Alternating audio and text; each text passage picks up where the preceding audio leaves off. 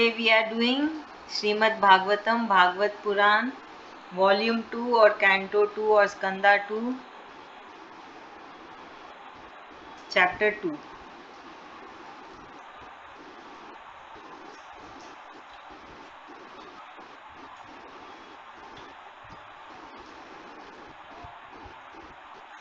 So the topic for this chapter 2 is concentration on the gross and the subtle form of the Supreme Lord and description of Karma Mukti and Sadhyo Mukti.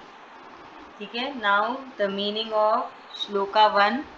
Now Shri Sukdev Ji Maharaj has said, during the first dissolution of the universe, that is the first pralay, when the whole universe got dissolved, Lord Brahma had lost the memory of that yug which was dissolved, which was over, finished. He then concentrated on the Supreme Lord and was able to please him. Then by the grace of Supreme Lord Sri Krishna Ji, Lord Brahma regained the earlier memory and unfailing vision. He then recreated the universe just in the same way of the previous creation. This is been told in Shloka 1. Okay, who is explaining? Ma'am, can I? Yeah, please, Kritika. Ma'am, in this shloka, it's been said that once when the universe was completely dissolved, Lord Brahma also lost all the memories of how the universe was. So then he prayed to Sri Krishna, and then he got the ideas again. And after Sri Krishna answered his prayers, he got to know how the universe was again, and then he created another one which was very similar. Very good, thank you so much. Thank you, ma'am. Now, Shloka 2. The description given in Vedas is such that the human feels that the true happiness is attained once we reach the heavens, and according all their actions are directed in misleading ways. Listen very carefully. The human body thus wanders in different realms in their dreams, but they never ever able to achieve the true bliss in any of the illusionary and material world. Who is going to explain?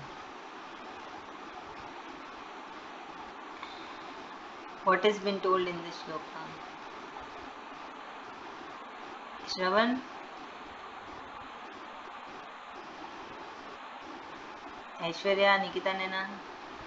See, in this shloka too, it has been said that what humans feels that going to heaven is the happiness.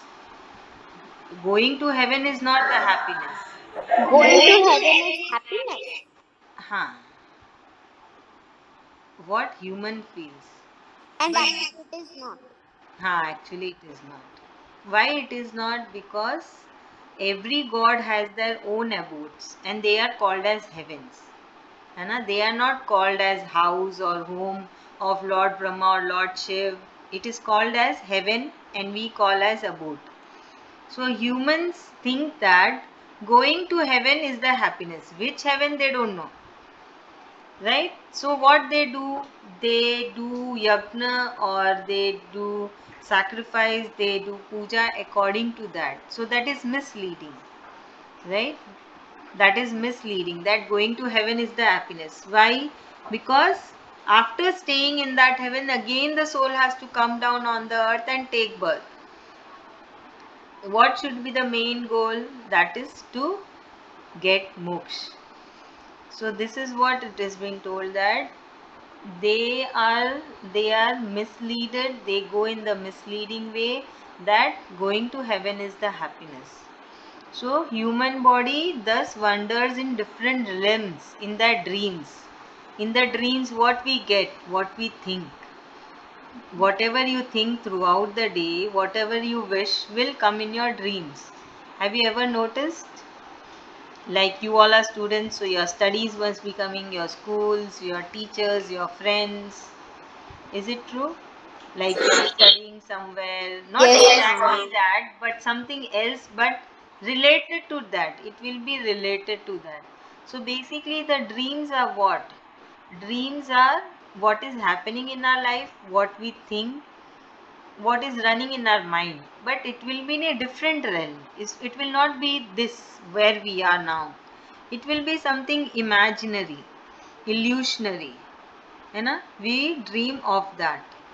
So here it has been said that even in your illusionary mind, you dream of that only, that I have to go in heaven and I will get happiness. And you will be running and you will be doing the yagnas and the sacrifice, all the pious activities which are misleading, because you just want to go to heaven. But your goal should be to attain Sri Krishna ji. Is it clear now, this shloka 2? Yes, ma'am. Yes, ma'am. Come on, explain, Aishwarya. Okay. So here in this shloka, who is saying Sri Sukdev Goswami ji? Sukhdev ji Singh. Yeah. So Sri Sukdev ji is saying that what humans think is that going to heaven is like really good, but in real it is actually not, because people go in different heavens. So there's a heaven, and in that there are different heavens. So I think you gave an example of this earlier also, like a few days back. There was like, if a person is there was 95% good and 5% bad, he would also get the 5% bad punishment. So there's a different heaven for that also. So it's like that. Thank you. Now we'll move to the shloka 3. Yes. Therefore, the knowledgeable people should keep in mind to involve only in so much in various non useful things present around them, only to the extent of requirement. That means when we are on this earth, we should be involved with how much it is required with the material things, you know, only to the extent of your requirement. The people should keep their minds focused and not try to do tasks for attaining material pleasures. Such actions and hard work will eventually be waste. Okay, who's going to explain this shloka 3? Can I? Yeah, sure. Yes, ma'am. So in this shloka, it's been said that should only be attached to material items only up to its requirement. Anything above that for material pleasure, that is considered as waste. Very good. Now shloka 4, Nikita Naina, you're there?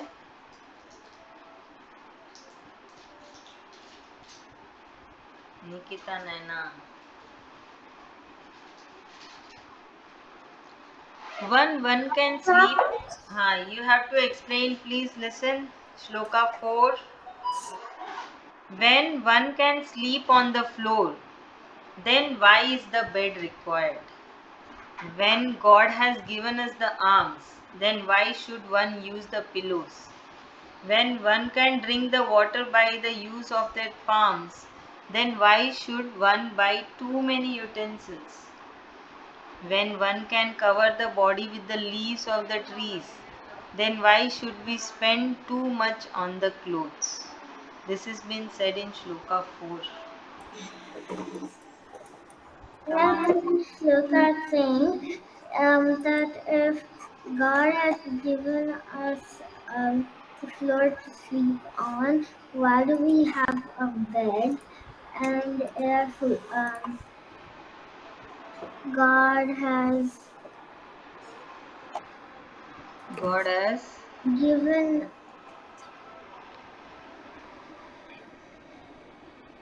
God has given us a hand, why do we need a pillow? very good. Then If God has given us a palm, why do we need a lot of utensils? hmm, And if God has given us.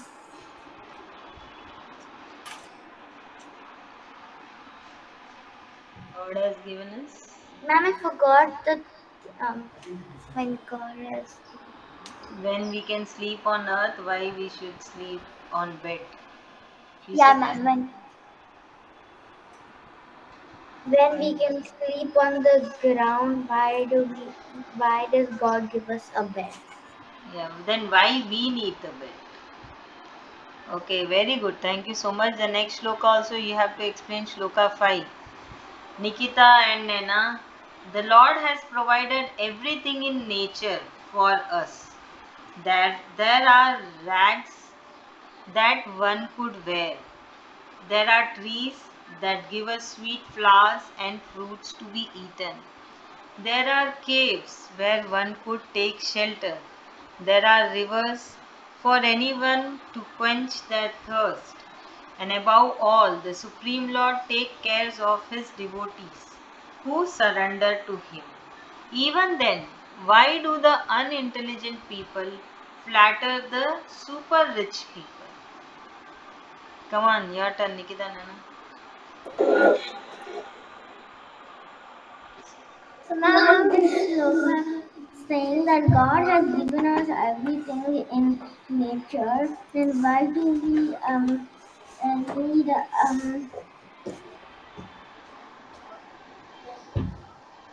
like other things like um God has also given us land which work in pairs.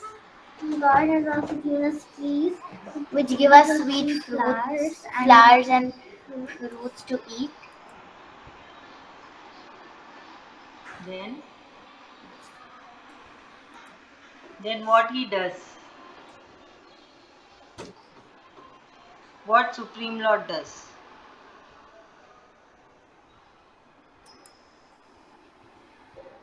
He take care of his devotees. And he takes care of the devotees who surrender to him.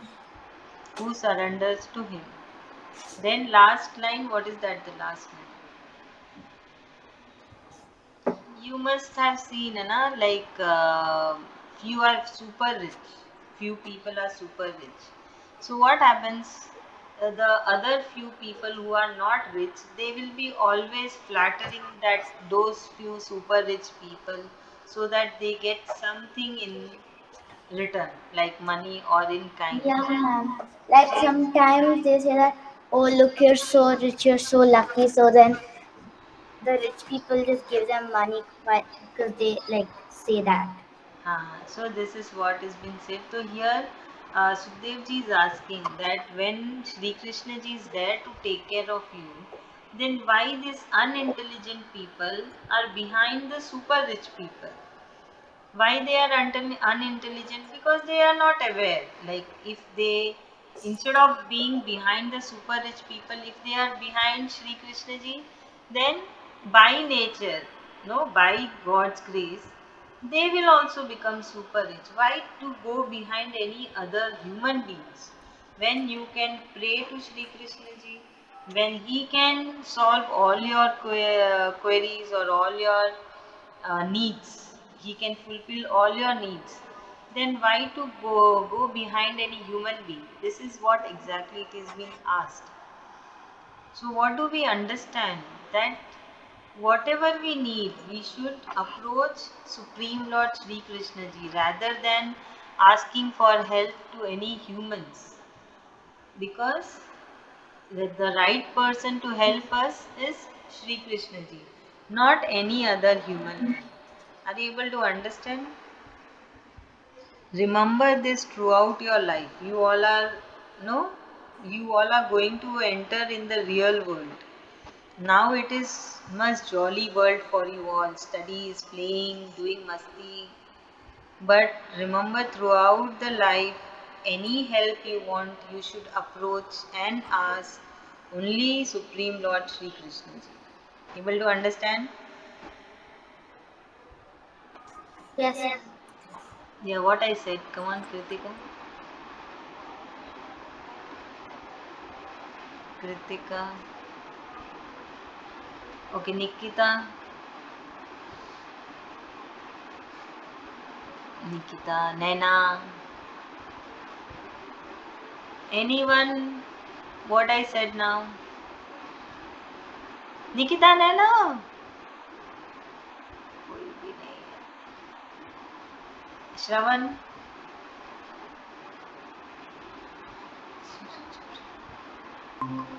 श्रवण. ठीक है.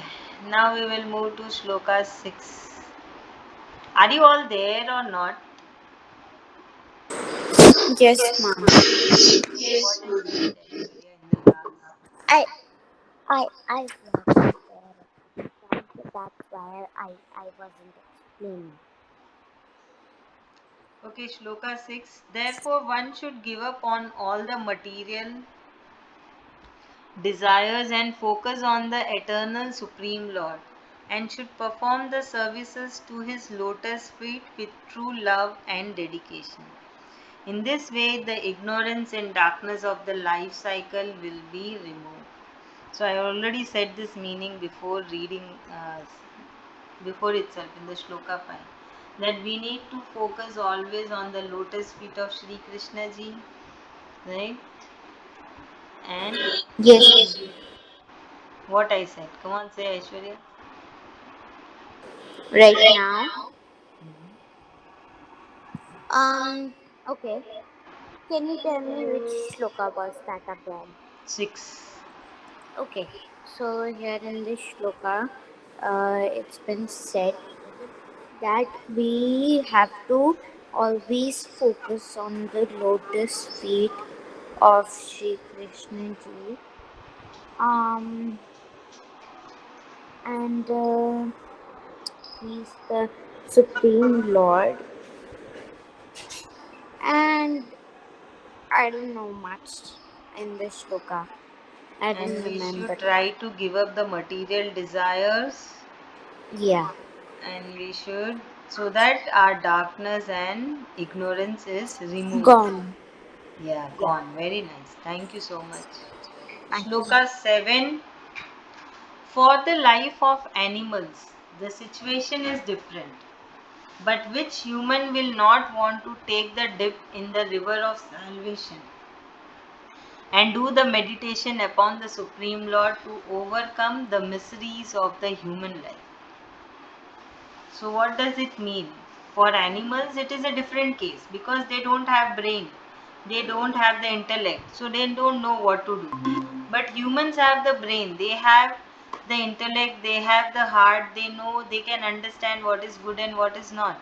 So, Sukhdevji is asking, which human will not want to get freedom from this cycle of life and death, from the miseries of this life? है ना? So according to Sri Bhagwan ji and according to all the wise men, they say that the life is full of miseries. So what we have to do? We have to focus on Sri Krishna ji and try to get moksha. So this is what it has been told in Shloka 7. Okay, who is explaining? Voluntarily unmute and say. Kritika, Shravan, Nikita, Naina. Yeah, Shravan, please. Yes, yes. So in this shloka, it's being said that for animals it is a different case because they don't know the benefit of leaving the cycle of life and death. But at least humans should try to give up on their material desires and try to attain Lord Shri Krishna. Thank you, Shravan. Thank you so much. Now, Shloka 8. There are yogis who meditate upon the Supreme Lord holding the conch, chakra, lotus, and a mace, and assume that this form of Supreme Lord is residing in their own heart. So, this is in Shloka 8. So, what does it mean? There are great yogis, who imagine and who meditate which form? A form which is holding a conch shell with a chakra and a lotus and a mace, and they assume that this form is in their heart. It is always in their heart. Shloka 8. Who is explaining? Ma'am, can I? Yeah, Kritika. Ma'am, in this shloka it's being said that there are some great yogis who meditate with the image of the Supreme Lord as holding a conch shell, a lotus, a mace, and the chakra, and this form they believe that this form is residing in their heart. Thank you. Now, Shloka 9. The Supreme Lord is smiling and looking very pleased. He has large and soft eyes like that of a lotus. He is wearing attire like saffron in color. He has beautiful golden arms let around his arms. He has a beautiful precious stone studded crown on his head and earrings in his ears. Shloka 9.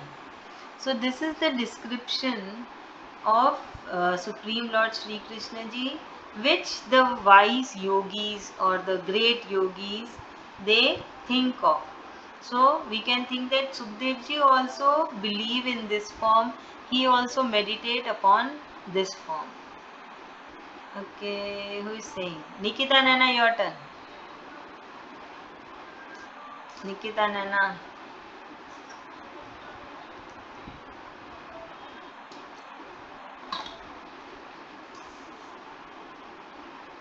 Nikita Nana. Yes, ma'am. Yeah, please. Yeah, ma'am. So in this shloka, it's been saying, it's saying, Come on. uh,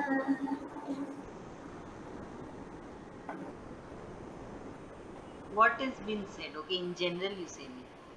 um, that the people have to meditate to Lord Sri Krishna in a form, Okay, good. Then, and Sukadevji also created that form. hmm. Okay, here it has been described like how the great yogis imagine Sri Krishna ji. So he is with a crown with the precious stones on the head, earrings in his ears, saffron colored clothes, and he's smiling, looking very pleased. He have beautiful golden arms, jewelry. I mean to say, beautiful golden arm jewelries around his arms. Is it clear? Nikita, are you there? Nikita. To the washroom. Okay, Shloka 10. Aishwarya, your turn then. Shloka 10. Aishwarya. Yes. Yeah, please listen carefully. His tender feet are established on the hearts of the supreme yogis. Ma'am, can you repeat? Yeah, Lord Sri Krishna ji's tender feet are established on the hearts of the true yogis and the supreme yogis. He has the symbol of Shrivats on his chest. Shrivats. He has a beautiful Kaustup stone on his neck. His chest is covered with a beautiful garland of forest flowers. So this has been told in Shloka 10. Come on, Aishwarya. There are 4 points. Yes. Yeah. Okay. So here, his lotus feet are the heart. His chest is the jewelry, and the others are on his shoulders. Um, all the supreme, remember the saints. Ah, Yes, the supreme saints and the saint him. Um, and what was the third point, ma'am? third point that No, the fourth point. Yeah, fourth point. fourth point. He is wearing a beautiful garland of forest flowers. Okay, ma'am. So I basically, here it has been said that Shri Krishna ji's footprint is there on the heart of the supreme yogis. So it is considered that Shri Krishna ji's, so lotus not feet. lotus feet, not any normal yogi, supreme yogi who are very much dedicated towards Shri Krishna ji. Yeah. Now Okay. Shloka 11. He has ornaments such as belt around his waist, rings on his fingers, anklet on his feet, bangles on his hands, etc. His hair is very silky, soft, curly, and blue in color. His lotus face is glowing with sweet and small smile. So it is not that of big smiles. A sweet and small smile, like a smiling face we say. So that is how Sri Krishna ji looks like. Shloka 11. Who is going to explain? Ma'am, can I? Yeah, Kritika. Ma'am, in this shloka, they're describing Sri Krishna's like he has bracelets on his hands, anklets on his feet, and his lotus face is blooming with a small sweet smile, and his hair is silky and curly. Thank you. Now Shloka 12. Shravan, your turn. The Yes, ma'am. Lord is showering his eternal blessings on all his devotees and is represented by the mischievous smiles and glances. Until the mind is fixed on the meditation of the Supreme Lord, the person should keep visualizing the above mentioned description of the Supreme Lord. Shravan, your turn. Yes, ma'am. So in this sloka, it's been said that everybody should keep their mind fixed on Lord Shri Krishna. Until it is fixed, they should keep thinking about the image of Lord Shri Krishna, which is mentioned here. Very good. So we need to imagine this form of the Supreme Lord and we need to worship Him or meditate upon Him. Yes, Now, which sloka I am supposed to do? Ma'am, 13. Okay, thank you. Now, Shloka 13. From the lotus feet of the Supreme Lord and till the lotus face, one should keep concentrating on each and every body part of the Supreme Lord. As and when the intellect is getting purified, at the same time, the mind will start becoming steadier and focused. Once the concentration is established on one body part fully, then the person should start concentrating on the next body part. So what is this Sloka 13? So which is the next body part and which is the this body part? Anybody can tell? Ma'am, this shloka is this. Aishwarya, can you be little louder? Ma'am, this shloka is this. 13. Okay. Okay, so Look, his face. huh? His ma'am, is this his face I'm not able to hear you. now? Little louder, come closer. Okay, am I audible now? Huh? Is it his face? Naini body part. It has been said once you are able to focus this body part fully, then you should switch to the next body part. His thighs or limbs?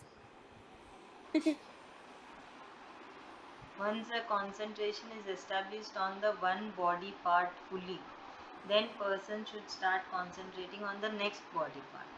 So you have to go to the body parts uh, one after the another. Like you need to focus at first lotus feet, legs, then the thighs, then the his navel, then whatever no, then his arms that he's carrying, chakra and the mace and the jewelries, then the garland on the neck, then the face.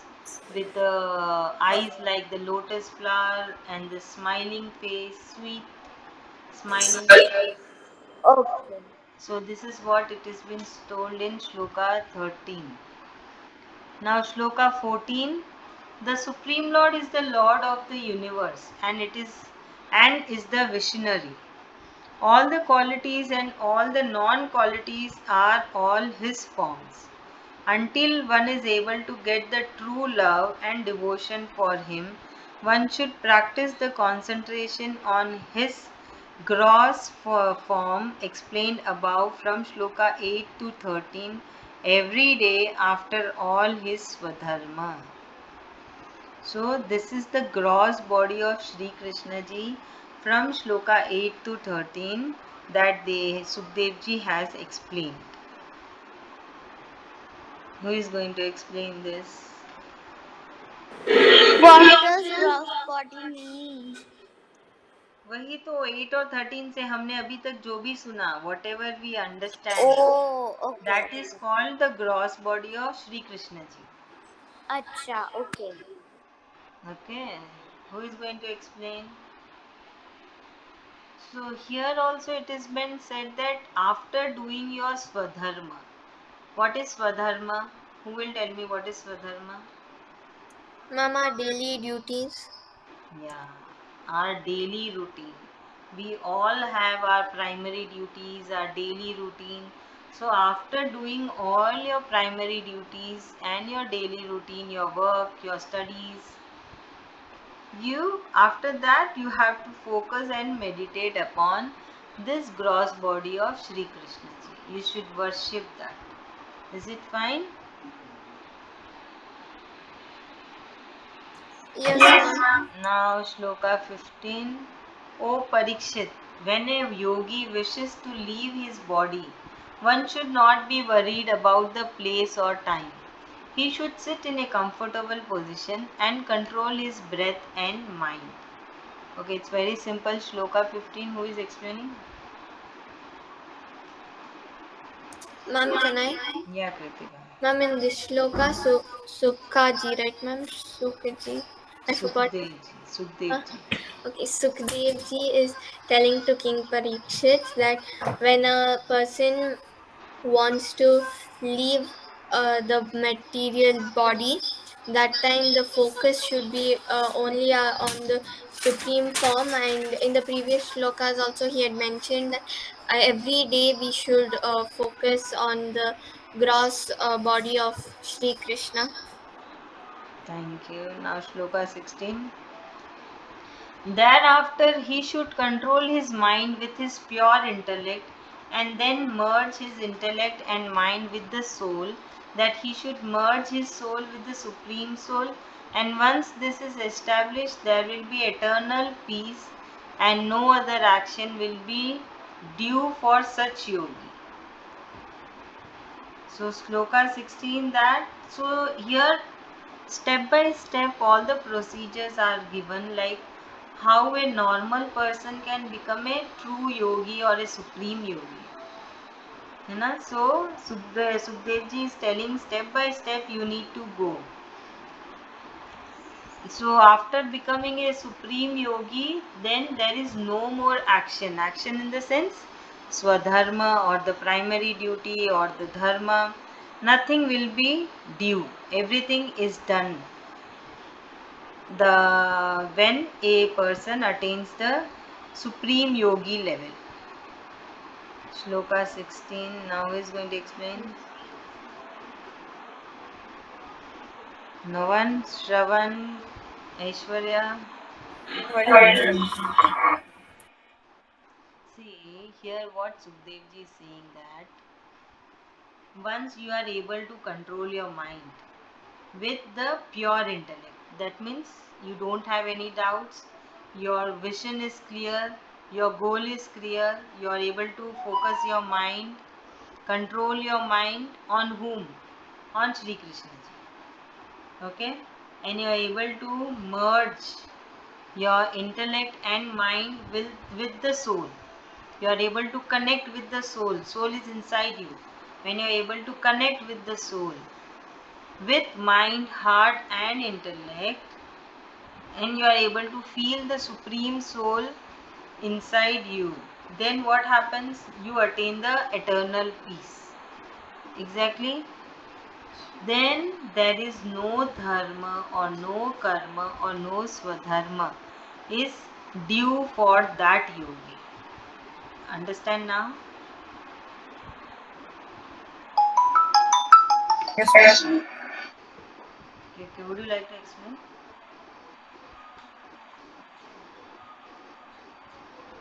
Hmm. Okay, now Shloka 17.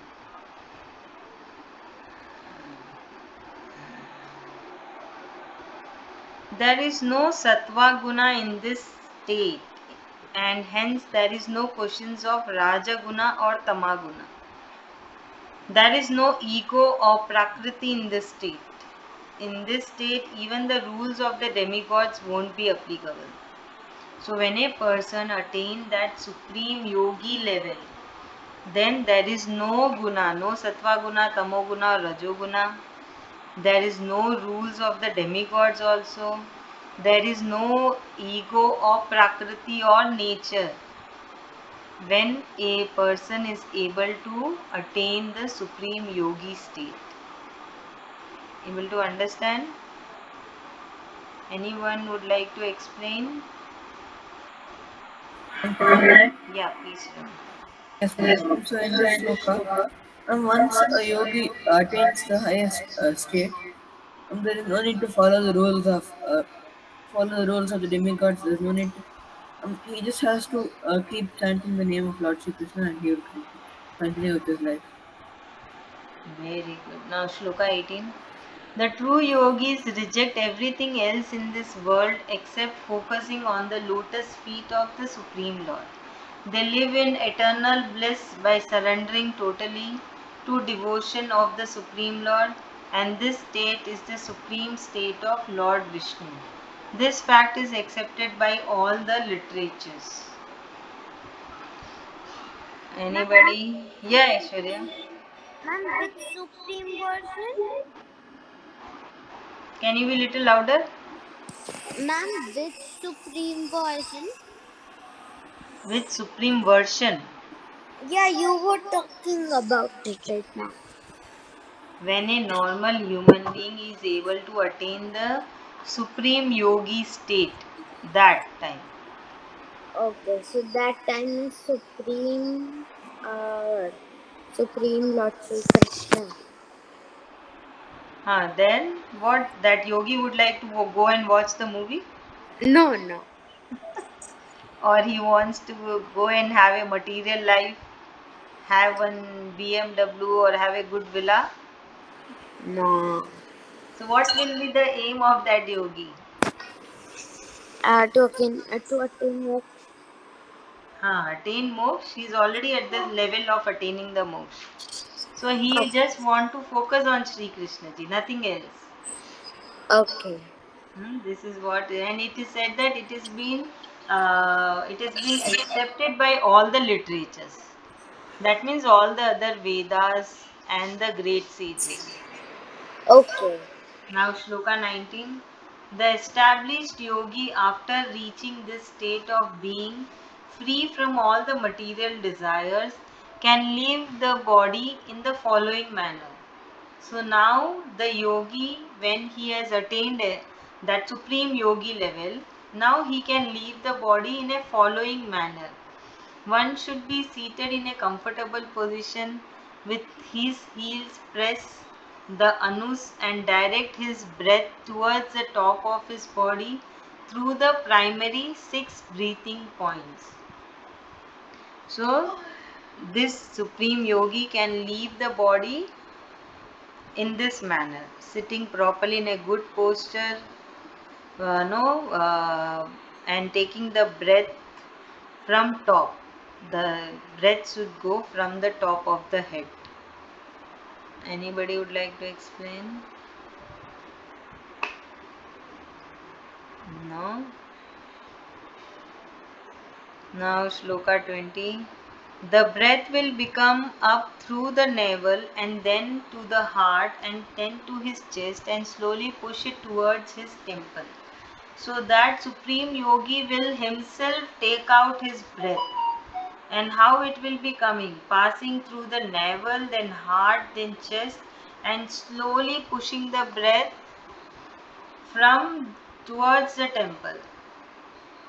So there is a procedure for no leaving this world for that supreme yogis.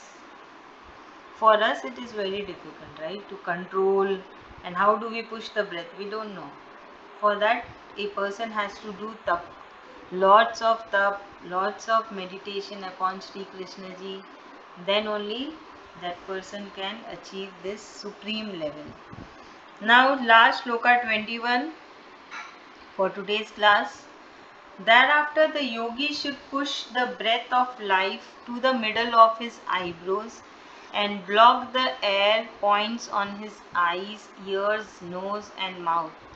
Once he has decided that the final goal is to attain the supreme abode of the Supreme Lord, he should hold this breath for half a minute and then release his life air from the top of his head and get merged with the Supreme Lord. Ma'am, this is such a big and confusing sloka. Huh? Ma'am, Sorry? can I explain the shloka? Yeah, Kritika.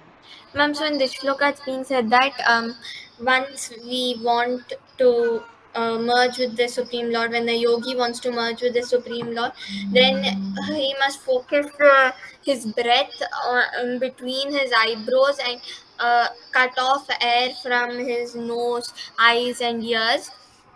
And then he must hold it for half a minute and then release it along with his soul to go and merge with Sri Krishna. Thank you so much. Thank you, ma'am. Thank you. So today we did till Shloka 21, Canto 2, Chapter 2.